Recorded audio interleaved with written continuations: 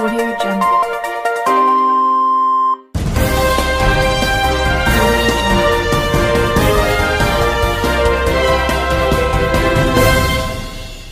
నమస్కారం RK communication city news కి స్వాగతం.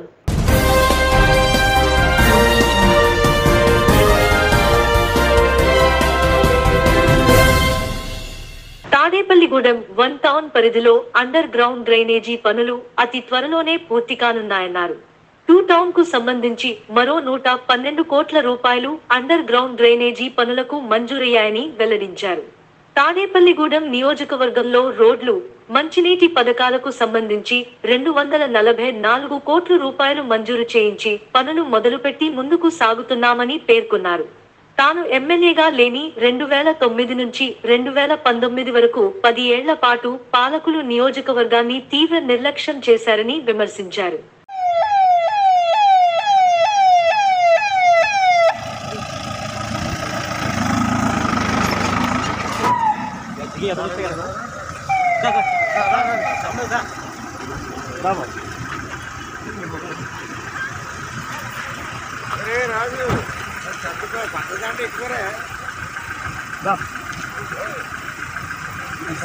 బాబురావు అన్న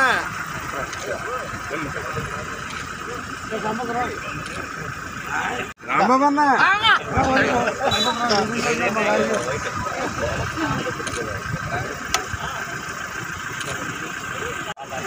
తమ్ముడు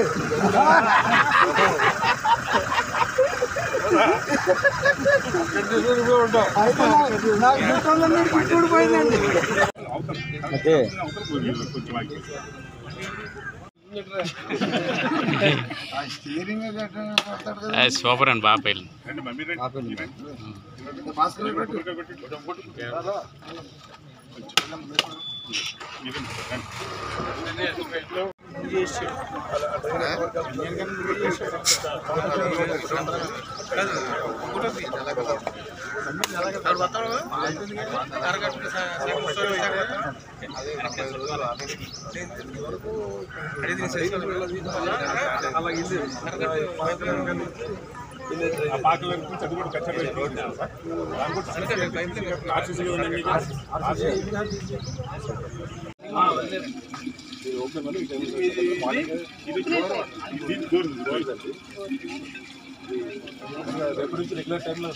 మోటార్ కనెక్ట్ చేయకపోతే ఆ ప్రెజరేషన్ సార్ మోటార్ కనెక్ట్ చేసి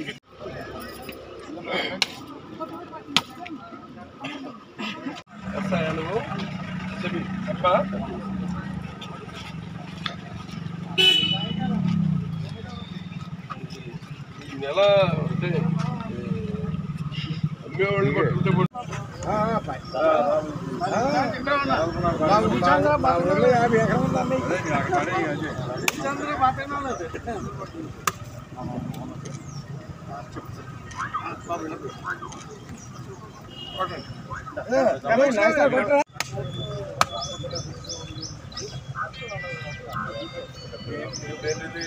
CC pipe line CC road ఇది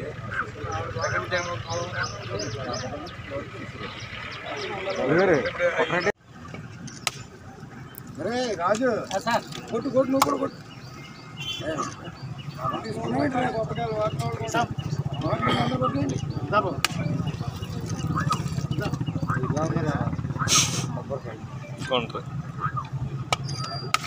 Karthikeya construction sir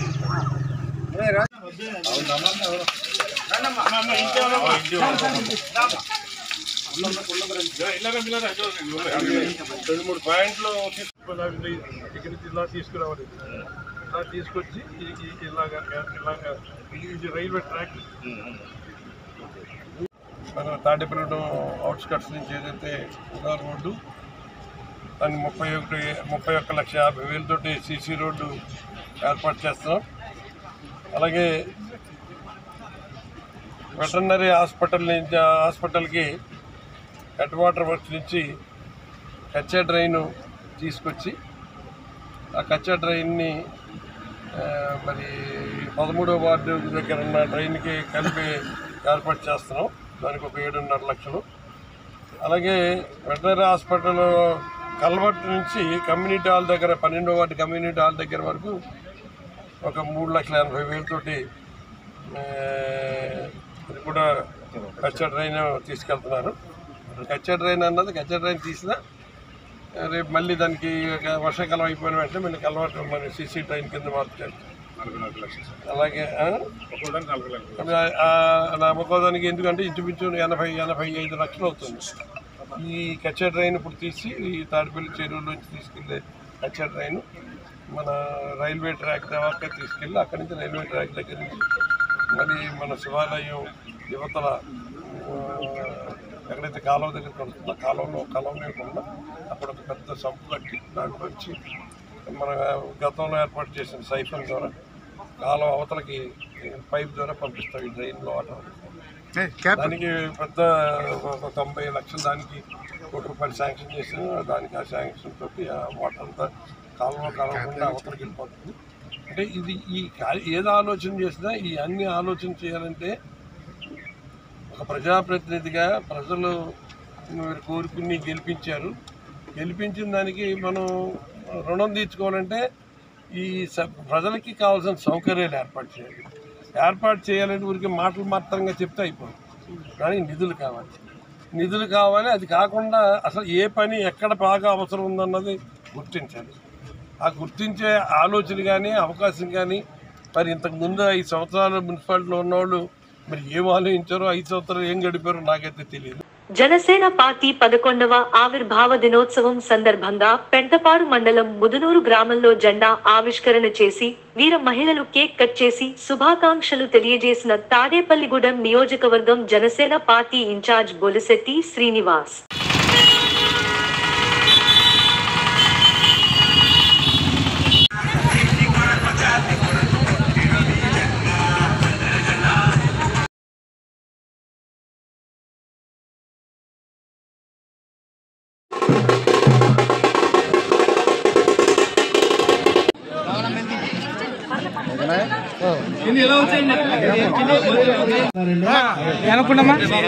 BJP Dattuprasad గారు, తెలుగుదేశం సింహాచలం గారు,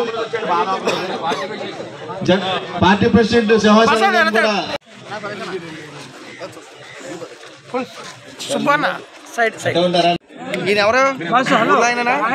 మీరు క్లాస్ అడ్డగారు మునేశ్వరరావు గారు.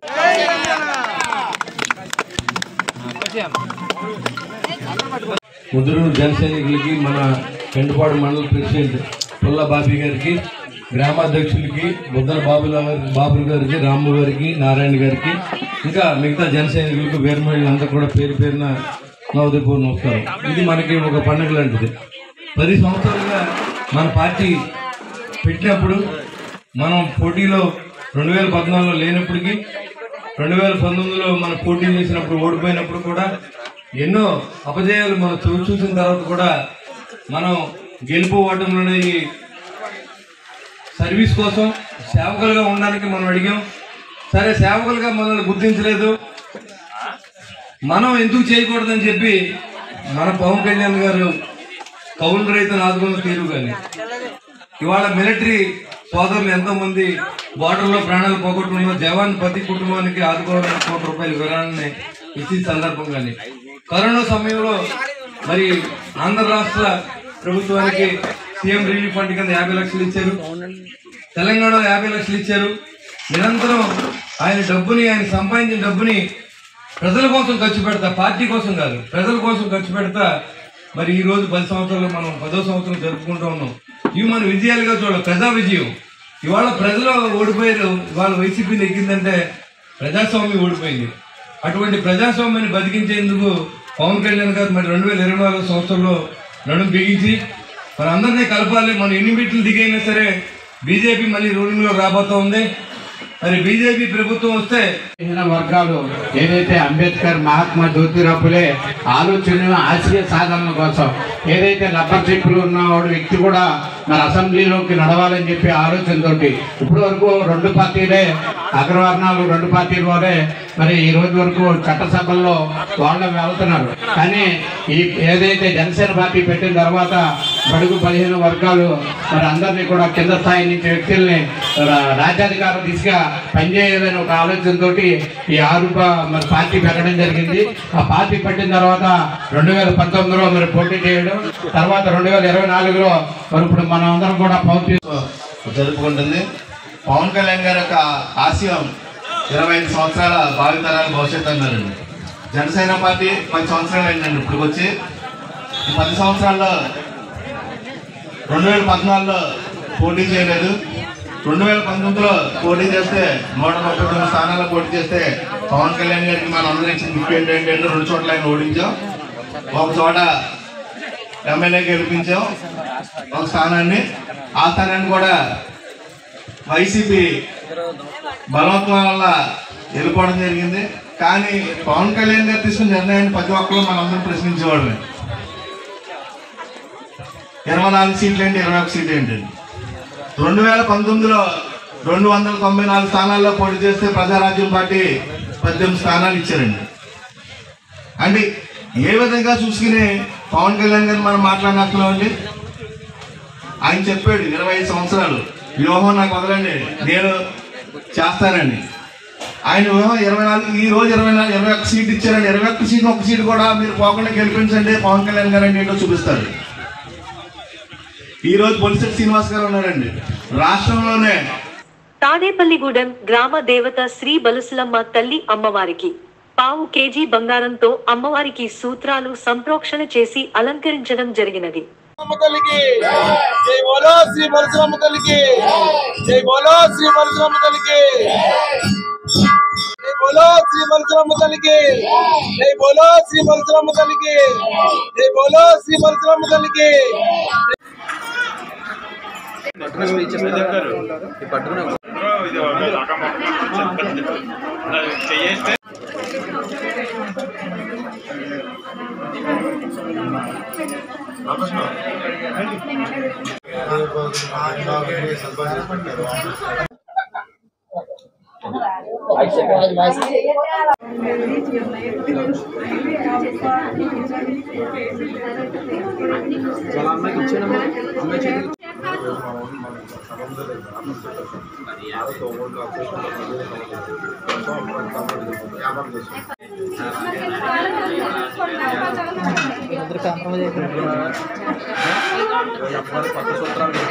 శ్రీ బలుసులమ్మ తల్లికి, జై బోలో శ్రీ బలుసులమ్మ తల్లికి, జై బోలో శ్రీ బలుసులమ్మ తల్లికి, జై బోలో.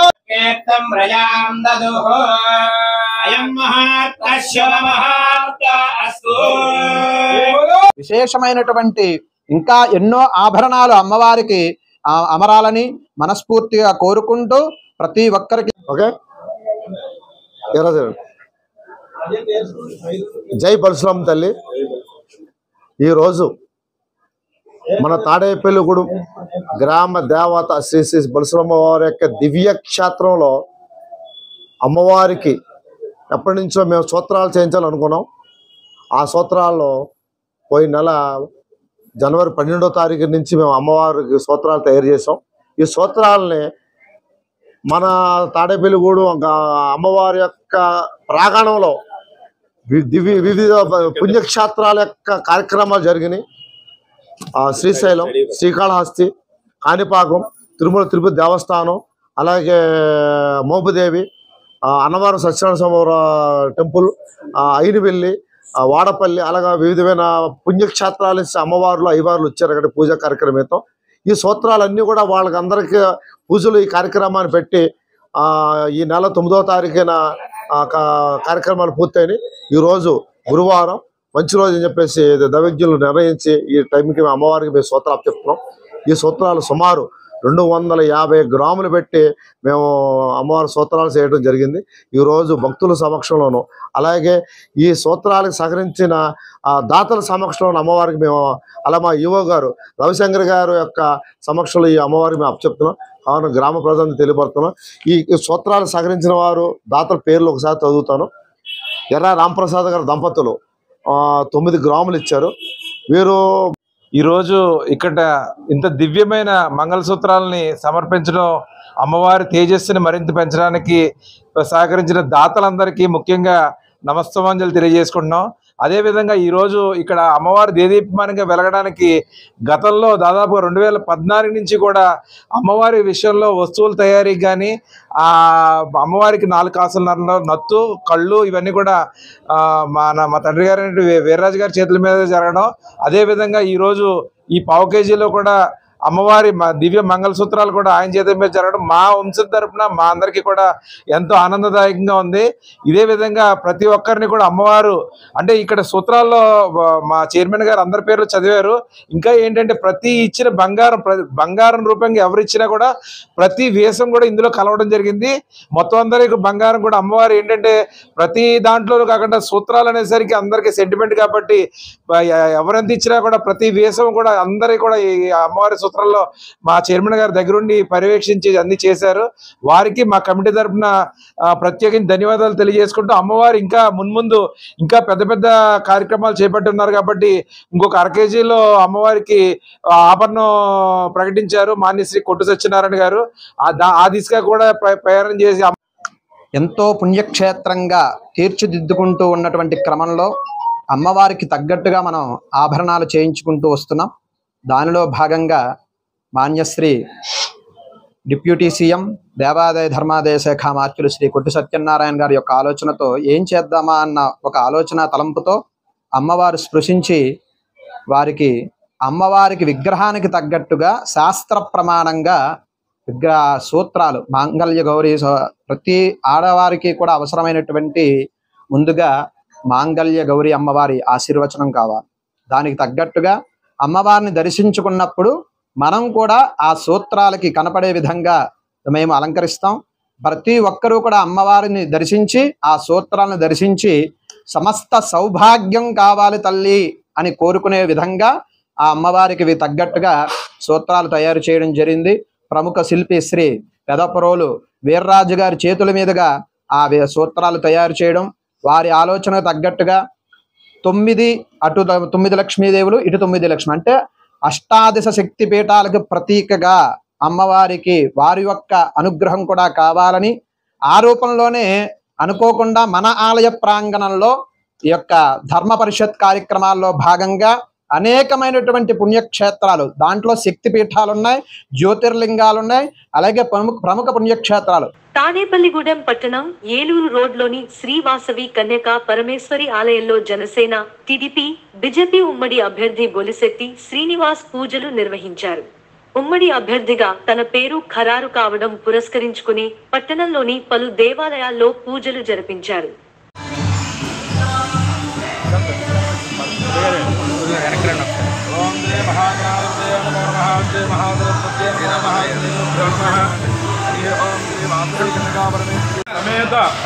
సుబ్రహ్మణ్యేశ్వర స్వామి దేవత ప్రార్థన నమస్కారం సమర్పయామి.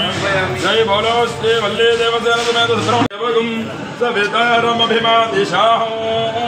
నమస్కారం చేస్తూ చెప్పండి. మహాబలాయ విద్మహే వాయుపుత్రాయ ధీమహి తన్నో హనుమతం జవేద్.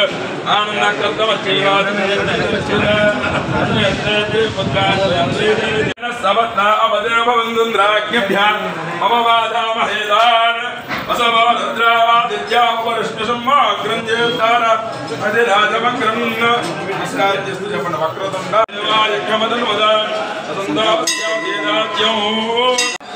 మహద్యుతికరాయ ధీమహి తన్నో ఆదిత్య ప్రచోదయాత్.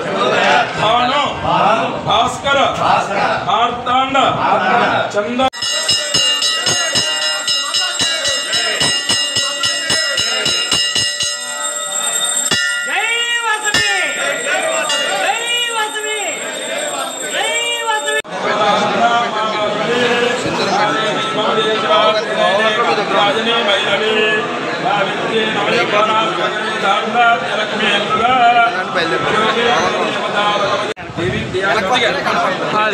అలా ఉండాలి.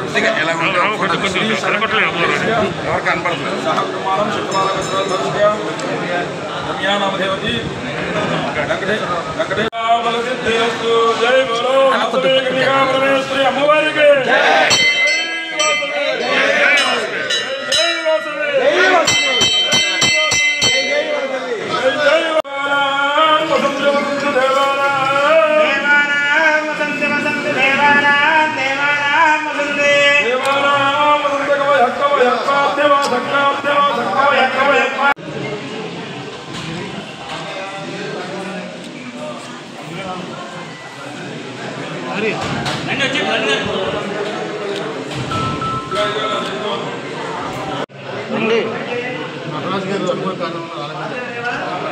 మీరు ఉండండి.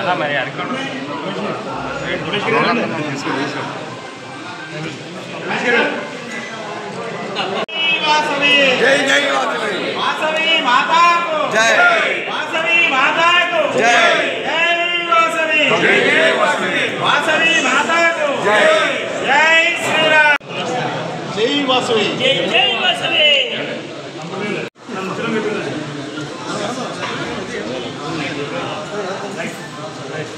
ఓకే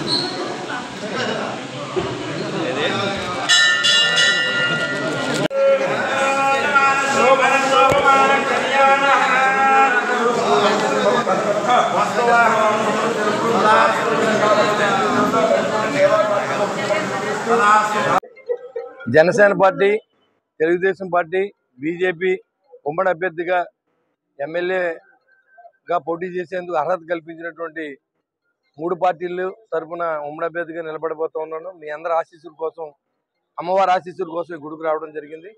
నేను మున్సిపల్ చైర్మన్గా ఎన్నికైనప్పుడు మొట్టమొదటిసారిగా వాసవి అమ్మవారి దర్శనం చేసుకుని ఇక్కడ ఆర్యవయసు పెద్దలందరినీ అన్నదమ్ములు కలిసి వాళ్ళ ఆశీర్వాదం తీసుకెళ్ళాను. అదే ఆనవాయితీ ప్రకారం ఈ గుడికి రావడం జరిగింది. అమ్మవారి ఆశీస్సులతో మనం దిగ్విజయంగా గెలుపు వస్తుందని ఆశిస్తూ మీ అందరి యొక్క ఓట్లను అభ్యర్థించి ఇక్కడ గెలుపొందే విధంగా మీరందరూ సహకరించాలని మరొకసారి మిమ్మల్ని ప్రార్థిస్తున్నాను. కేంద్ర ప్రభుత్వ రైతాంగ కార్మిక వ్యతిరేక విధానాలను నిరసిస్తూ మార్చి 14న ఢిల్లీ రామ్ లీలా మైదానంలో జరుగుతున్న చలో ఢిల్లీ కార్యక్రమానికి సంఘీభావం తెలియజేస్తూ తాడేపల్లిగూడెం సేటియు పట్టణ కమిటీ ఆధ్వర్యంలో స్థానిక పోలీసు ఐలాండ్ వద్ద సంఘీభావం కార్యక్రమం చేపట్టడం జరిగింది.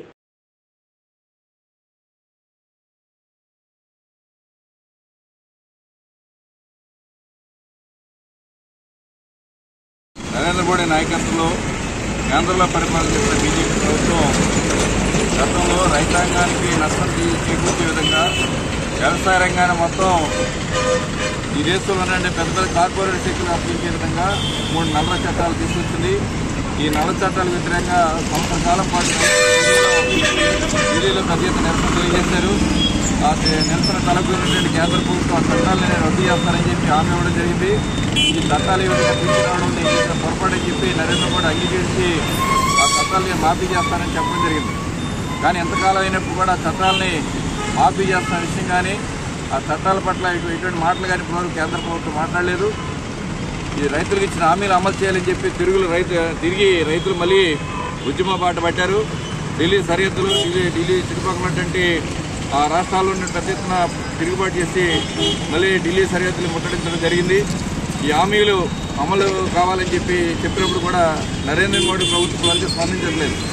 ఈ చట్టాలు కానీ ఈ 3 చట్టాలు అమలు అయితే కనుక రానున్న కాలంలో వ్యవసాయ రంగం అంతా కూడా పెద్ద పెద్ద పెట్టుబడిదారు చేతిలో పోయే పరిస్థితి ఉంది.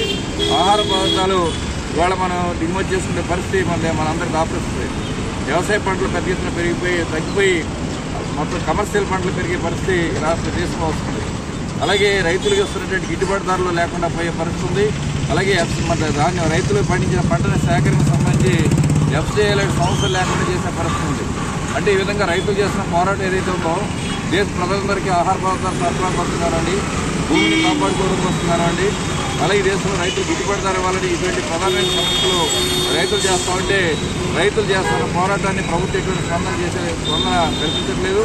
ఈ స్పందనగా వ్యతిరేకంగా ప్రభుత్వం యొక్క నిరంకుశ వైఖరికి వ్యతిరేకంగా దేశవ్యాప్తంగా ఉన్నటువంటి రైతులు, కార్మికులు, వ్యవసాయ కార్మికులు, అలాగే ఇతర అనేక ప్రజా సంఘ ఆధ్వర్యంలో కిసాన్ మోర్చా నాయకత్వంలో దేశవ్యాప్తంగా తిరుగుబాట్లు జరుగుతున్నాయి.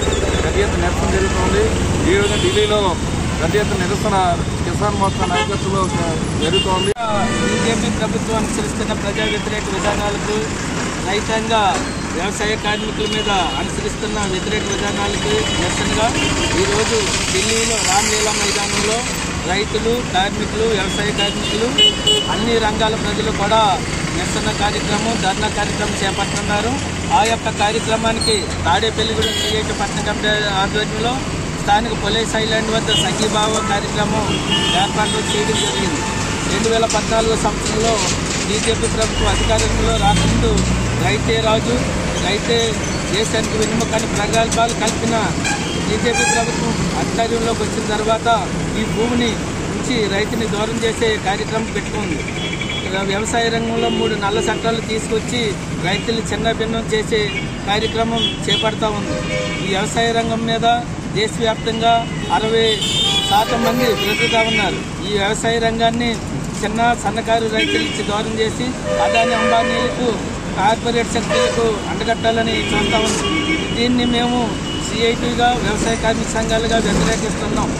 ఈ మోడీ రైతులు చేసిన అన్ని పంటల రుణమాఫీలు చేయాలని, అన్ని పంటలకు గిట్టుబాటు ధర కల్పించాలని, వ్యవసాయ మోటార్లు బిగింపును రద్దు చేయాలని, ఉచిత కరెంటుని ఇవ్వాలని, పెంచినటువంటి నిత్యావసర వస్తువుల ధరలన్నింటినీ కూడా తగ్గించాలని మేము కోరుతా ఉన్నాం. అధికారంలో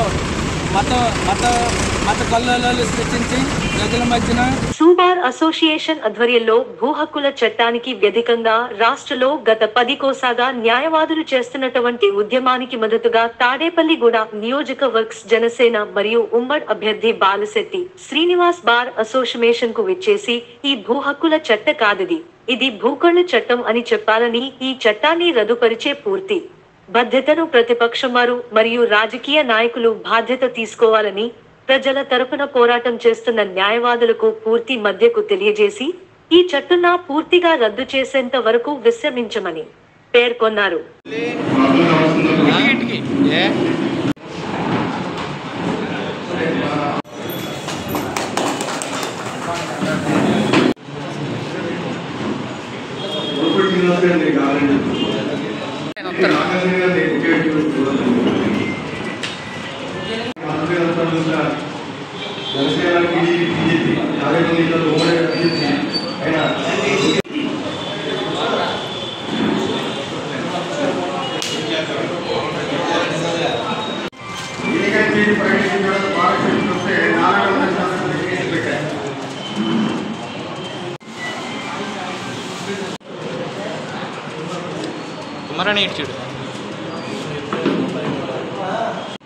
గత 60 రోజులుగా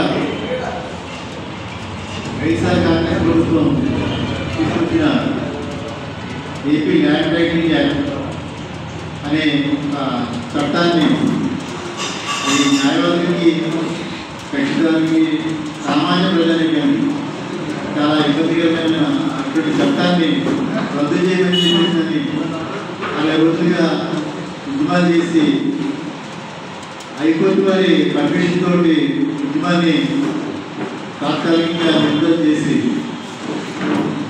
మనం ప్రభుత్వం నుంచి వచ్చే ఈ రద్దు లేక హైకోర్టు నుంచి వచ్చే ఆదేశాలు వీటికి మనం ఎదురు చూస్తూ ఉన్నాం. ఇప్పుడు మనకి ఎన్నికలు సమీపిస్తున్నాయి. ఈ రోజున మన ఉద్యమానికి మద్దతుగా ఈరోజు తాడేపల్లిలో అసెంబ్లీ నియోజకవర్గం ఉమ్మడి తెలుగుదేశం, జనసేన న్యాయవాదులు గత 90 రోజులుగా ఉద్యమం చేస్తున్నారు. ఈ భూ హక్కు చట్టాన్ని పేరుపెట్టినటువంటి ఈ భూ కబ్జా చట్టాన్ని రద్దు చేయాలని రాష్ట్రమంతా కూడా సుమారు 60,000 మంది ప్లేడర్లు వాళ్ళ కుటుంబ సభ్యులతో సుమారు 6 లక్షల మంది రోడ్డు పడగా ఈ యొక్క ఉద్యమము ప్రస్తుతం కక్షిదారులు సుమారు మన కోర్టులో ఈ సివిల్ లిటిగేషన్ చూస్తే సుమారు 15 లక్షల మంది వరకు కూడా ఈ భూ కబ్జా చట్టానికి బయటపడడం సిద్ధంగా ఉన్నారో కాకుండా రాష్ట్రంలో ఉన్నటువంటి 6 కోట్ల మంది ప్రజానీకానికి గొడ్డల పెట్టిగా తయారైనటువంటి ఈ యొక్క చట్టాన్ని రద్దు చేయాలని గత 60 రోజులుగా చేసినటువంటి 90 రోజులుగా చేసిన ఉద్యమానికి ఎటువంటి స్పందన రాష్ట్ర ప్రభుత్వం తరఫున లేదు కాబట్టి ఏదేమైనా కూడా ఈ చట్టాన్ని రద్దు చేసేందుకు కూడా తగ్గేదే లేదని న్యాయవాదులందరూ కూడా అనేకమైన ఉద్యమాల కార్యక్రమాలు చేస్తున్నారు. ప్రభుత్వానికి ఇంకా టైం ఉంది. మీరు కానీ గుర్తు తెచ్చుకుని ఈ చట్టాన్ని కానీ ఉపసంహరించుకోకపోయినట్లయితే న్యాయవాదులు కూడా రాజకీయంగా తక్కువేం కాని విషయం. ఏ అభ్యర్థికైనా నామినేషన్ ఫిలప్ చేయాలన్నా, వారికి అటెస్టేషన్ చేయాలన్నా న్యాయవాదులు ఉండాలి.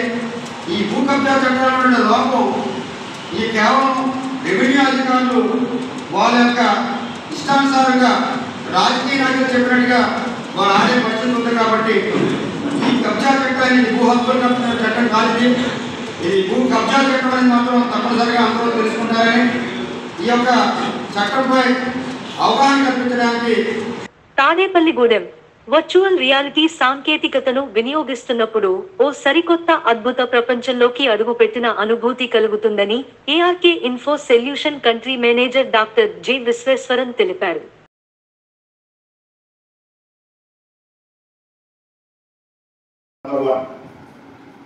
I'm sure most of us have a fear of height. Standing in your 50th floor and looking down, right? We are not comfortable. Assume that you have a job to work in wind turbine. Have you seen wind turbine? Not small, right? It's big. And your salary is 2.5 lakhs per month. And you have a fear of height. Will you be able to work that role? The risk, right? So how do you minimize the risk? How do you get familiar in that environment? Practice. How do you get practice? Can you climb every day, evening and morning and get practice?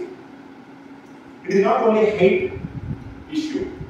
Some of us have a fear of being in the dark room without phone, okay? Some of you have a fear of seeing the blood. These are all something put together called phobia. So how do you remove the phobia from a set of people? Practice, experience.